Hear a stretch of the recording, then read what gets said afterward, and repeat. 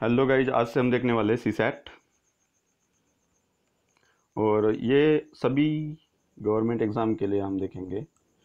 और आज से हम जो टॉपिक करने वाले हैं वो टॉपिक करने वाले प्रॉफिट एंड लॉस। ये मिनिमम होगा 15 मिनट का वीडियो, और इसको हम पार्ट्स पार्ट्स में डिवाइड करेंगे।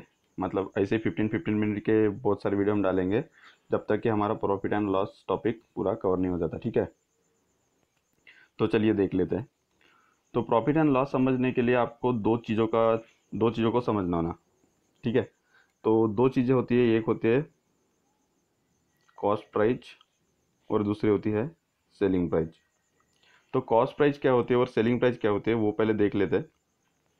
मान लीजिए आप ये है और आपके पास है 10 रुपये का नोट, और आगे कुछ चीज़ें रखी है, उसमें से एक 10 रुपये की चीज़ है। तो क्या आप 10 रुपये के नोट से इस 10 रुपये की चीज़ को खरीद सकते हो? खरीद सकते हैं ना। तो ये जो प्राइस है 10 रुपये, ये क्या है? Cost price. क्योंकि आप क्या कर रहे हो, इस प्राइस पे चीज़ को खरीद रहे हो। तो एक सीधी सीधी लाइन बनती है कि एक प्राइस जिस पे आप किसी चीज़ को खरीदते हो वो उसकी क्या हो जाती है? सीपी, मतलब कॉस्ट प्राइस। और इसको ही हिंदी में क्या कहते हैं? इसको हिंदी में कहते हैं क्रय मूल्य। एकदम क्लियर। मतलब जिस भी प्राइस पर आप किसी चीज़ को खरीदोगे, ये आपके लिए उसकी क्या हो जाएगी? Cost price. अभी मान लीजिए आपने चीज़ तो खरीद ली है, पर आपको अभी ये चीज़ किसी दूसरे पर्सन को बेचना है। ठीक है, अगर आप उस चीज़ को किसी दूसरे पर्सन को बेच रहे हो, मान लीजिए आपने वो 12 रुपये में किसी को बेच दिया, तो ये प्राइस जो है ये क्या हो जाएगी? उसकी सेलिंग प्राइस, मतलब विक्रय मूल्य। विक्रय मूल्य। तो आप अगर किसी चीज़ को बेच रहे हो तो ये प्राइस क्या हो जाती है? उसकी उसकी हो जाती है यही सेलिंग प्राइस। तो हमने दो चीज़ें देखी थी। ये क्या था? ये आपके पास पैसे थे, आप खरीदने जा रहे थे चीज़ को, तो आपने अपने पॉकेट में से पैसे पे किया, तो ये हो जाएगी उसकी कॉस्ट प्राइस। तो क्या देखा हमने? अगर आपने आपके पॉकेट में से कोई पैसे पे किए हैं तो ये क्या हो जाएगी आपके लिए? Cost price. वैसे ही अगर आपके पास कोई चीज़ है ना, आपने अभी खरीदा था, उसको आप बेच रहे हो, तो जिस प्राइस पे आप बेचते हो उसको क्या कहते हैं? उसी को कहते हैं सेलिंग प्राइस। तो एकदम क्लियर, अगर आप चीज़ खरीद रहे हो तो ये हो गई उसकी कॉस्ट प्राइस। अगर आप चीज़ को बेच रहे हो तो ये हो जाएगी उसकी सेलिंग प्राइस। तो मैंने आपके आसानी के लिए डेफिनेशन दिया हुआ है। तो क्या कहती है definition? Price at which article is purchased, मतलब जिस प्राइस पे आर्टिकल को खरीदा गया उसको क्या कहेंगे? उसकी कॉस्ट प्राइस। और जिस प्राइस पे हमने आर्टिकल को बेचा है उसी को क्या कहेंगे? उसकी सेलिंग प्राइस। बहुत क्लियर। ठीक है, एक काम कीजिए, आपको नोट्स बनाने होंगे तो आप नोट्स बना लीजिए, या फिर आगे जाके मैं तो आपको फार्मूलेस की लिस्ट दे दूंगा। पर ये जो बेसिक कंसेप्ट है, आप कंसेप्ट को याद रखिए, आपको फार्मूले रटने की भी फिर ज़रूरत नहीं रहेगी। क्योंकि इन दोनों चीज़ों से, कॉस्ट प्राइस और सेलिंग प्राइस से ही क्या निकलते हैं? प्रॉफिट हुआ या फिर लॉस हुआ, आपका निकल जाएगा। ठीक है, तो प्रॉफिट और लॉस होता क्या है? मान लीजिए आपने 10 रुपये में कोई चीज़ खरीदा। ठीक है, और अभी अब 10 रुपये की चीज़ को आप 12 रुपये में बेचने जा रहे हैं किसी थर्ड पर्सन को। ठीक है, मतलब आपने 10 रुपये में कोई चीज़ खरीदा, आप अभी उसको बेचना चाह रहे कितने रुपए में? 12 रुपये में। तो आपकी लागत कितनी थी? 10 रुपये, और आप बेच रहे हो उसको 12 रुपये में। मतलब आप कितना रुपया कमाओगे? 12 - 10, मतलब कितना? 2 रुपये। तो ये 2 रुपये आपको क्या हुआ, आपको 2 रुपये का हो जाएगा प्रॉफिट, मतलब लाभ। आपको 2 रुपये का लाभ हो जाएगा ना, ठीक है। तो हमने क्या देखा था, हमने देखा था कि 10 रुपये की चीज़ को आपने कितने रुपए में बेचा, 12 रुपये में, तो आपको 2 रुपये का लाभ हुआ। तो ये 10 रुपये क्या है आपकी, ये आपकी कॉस्ट प्राइस, क्योंकि आपने इस प्राइस पे क्या किया था, इस वस्तु को खरीदा था, और आप अभी बेच कितने में रहे, आप बेच रहे 12 रुपये में, तो आपकी ये हो जाएगी सेलिंग प्राइस, सेलिंग प्राइस।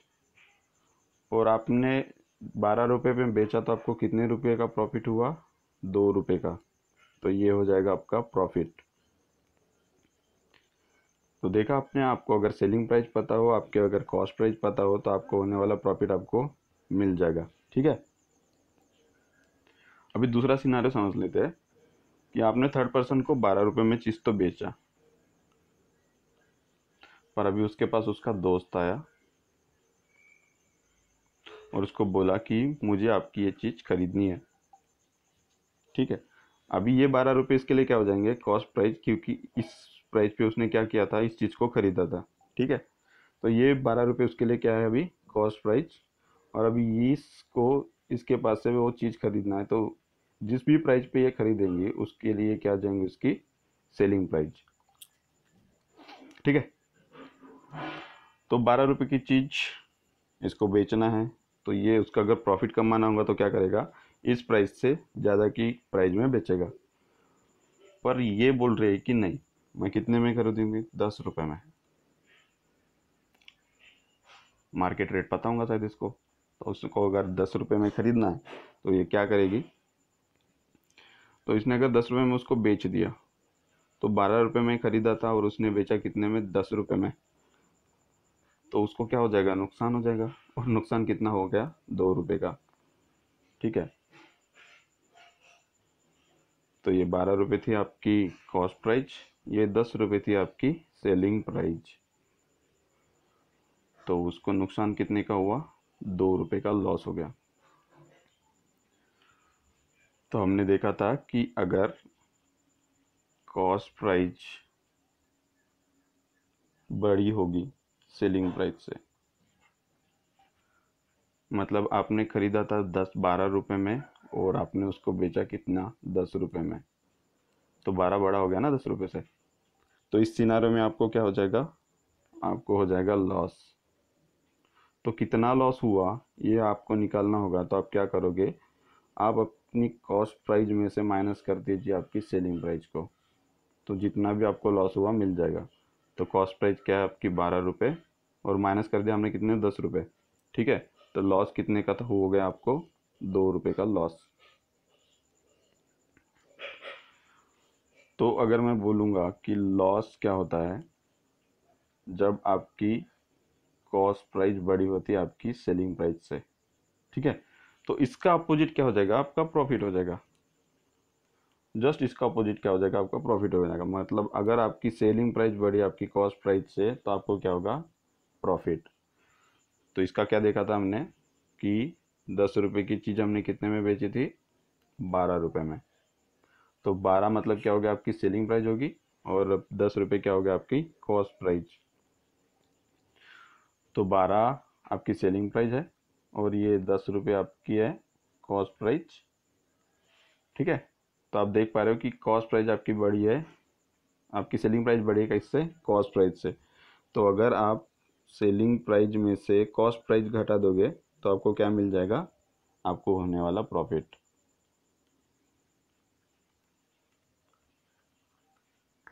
तो हमने क्या लिखा है यहाँ पे, प्रॉफिट क्या कब होता है, अगर आपकी सेलिंग प्राइस बढ़ी है आपकी कॉस्ट प्राइस से, तो आपको क्या होगा, प्रॉफिट होगा। और अगर आपकी कॉस्ट प्राइस बढ़ी है आपकी सेलिंग प्राइस से, तो आपको लॉस होगा, ठीक है। क्लियर हो गया ना कंसेप्ट। अभी और दो चीज़ें हैं, एक होती है हमारी परसेंट प्रॉफिट और दूसरी होती है हमारा परसेंट लॉस। तो परसेंट प्रॉफिट और परसेंट लॉस कुछ होता नहीं है वैसे, बस आपको जितना प्रॉफिट हुआ और जितना भी लॉस हुआ उसको हम किसके टर्म में निकालते हैं, उसको हम परसेंटेज के टर्म्स में निकालते हैं, उसको ही बोलते हैं हमारा परसेंट प्रॉफिट या फिर परसेंट लॉस। तो समझते हैं परसेंट प्रॉफिट और परसेंट लॉस होता क्या है। तो मान लीजिए आपको जितना भी प्रॉफिट हुआ, अगर आप उसको डिवाइड कर दोगे आपकी कॉस्ट प्राइस से और मल्टीप्लाई करोगे आप 100 से, तो आपको परसेंट प्रॉफिट मिल जाएगा। ऊपर से चला गया, फिर से देखते हैं। तो परसेंट प्रॉफिट क्या होता है, जितना भी आपको प्रॉफिट हुआ ट्रांजैक्शन में, उसको हम डिवाइड करेंगे हमारी कॉस्ट प्राइस से। और कॉस्ट प्राइस से डिवाइड क्यों कर रहे हैं, क्योंकि हमारे जेब से पैसा गया है और हमारे जेब से जो पैसा जाता है उसको हम क्या कहते हैं, कॉस्ट प्राइस। तो आपको नुकसान भी होगा या फिर आपको प्रॉफिट भी होगा, तो आपको दोनों चीज़ों में क्या करना है, आपको दोनों चीज़ों में कॉस्ट प्राइस से ही डिवाइड करना है। और मल्टीप्लाई करेंगे हम इसको 100 से। 100 से मल्टीप्लाई क्यों कर रहे हैं, क्योंकि हमें परसेंटेज के रूप में निकालना है उसे, ठीक है। तो वैसे ही अगर मैं बोलूँ कि मुझे परसेंट लॉस कितना हुआ वो निकालना होगा, तो मैं क्या निकालूंगा, मुझे जितना भी लॉस हुआ वो निकालूंगा और उसको डिवाइड कर दूंगा मेरी कॉस्ट प्राइस से ही। तो हम यहाँ पे भी कॉस्ट प्राइस से डिवाइड कर रहे हैं, क्यों, क्योंकि हमारे जेब से कौन सा रुपया गया, कॉस्ट प्राइस गई है, इसलिए, ठीक है, बाकी कुछ नहीं। और मल्टीप्लाई करेंगे हम 100 से, तो हमें परसेंट लॉस हमारा मिल जाएगा, ठीक है। तो हमने क्या देखा अभी तक, हमने देखा कि कॉस्ट प्राइस क्या होती है, हमने ये भी देखा कि सेलिंग प्राइस क्या होती है, हमने देखा कि हमें प्रॉफिट कब होगा, और हमने ये भी देखा कि हमें लॉस कब होगा। हमने ये भी देखा कि परसेंट प्रॉफिट क्या होता है, परसेंट लॉस क्या होता है और उसे निकालते कैसे हैं, ठीक है। ये सभी चीज़ें आपकी कॉपी में आ जानी चाहिए, और हम जब अगला लेक्चर लेंगे तब इन सभी चीज़ों का हम यूज करेंगे। तो फिर से एक ओवरव्यू ले लेते हैं कि चीज़ें होती क्या है, ठीक है, बहुत फास्ट ले लेंगे अभी। तो अगर ये कोई चीज़ है, इसकी कुछ प्राइस है, मान लीजिए 10 रुपये, अगर आप इसको 10 रुपये में ख़रीद रहे हैं तो ये क्या हो जाएगी, कॉस्ट प्राइस। और आपने इसको 10 रुपये में ख़रीद के आपने उसको आगे बेचा 12 रुपये में, तो ये 12 रुपये उसके लिए क्या है, सेलिंग प्राइस, क्योंकि आप उसको बेच रहे हैं, ठीक है। ये कंसेप्ट क्लियर हो गया। तो मतलब जिस प्राइस पे हम खरीदते हैं उसको कहते हैं हम कॉस्ट प्राइस, और जिस प्राइस पे हम बेचते हैं किसी चीज़ को उसके कहते हैं हमारी सेलिंग प्राइस। तो आपने 10 रुपये में ख़रीदा, 12 रुपये में बेचा, मतलब आप, ये आपकी सेलिंग प्राइस, ये आपकी कॉस्ट प्राइस।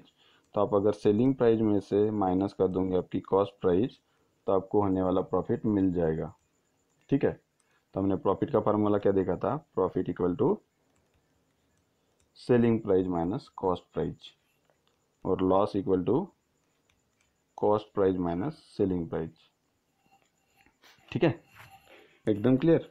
और हमने ये भी देखा था कि परसेंट प्रॉफिट कैसे निकालते हैं और परसेंट लॉस कैसे निकालते हैं। तो परसेंट प्रॉफिट क्या होता है, परसेंट प्रॉफिट मतलब जितना भी आपको प्रॉफिट हुआ उससे मल्टीप्लाई डिवाइड करेंगे हम हमारी कॉस्ट प्राइस से, क्योंकि कॉस्ट प्राइस मतलब कौन सी प्राइस है, जिस प्राइस पे हमने उसको ख़रीदा था, मतलब ये हमारे पॉकेट की प्राइस है, ठीक है, मतलब हमने अपने जेब से दिया था पैसा हो।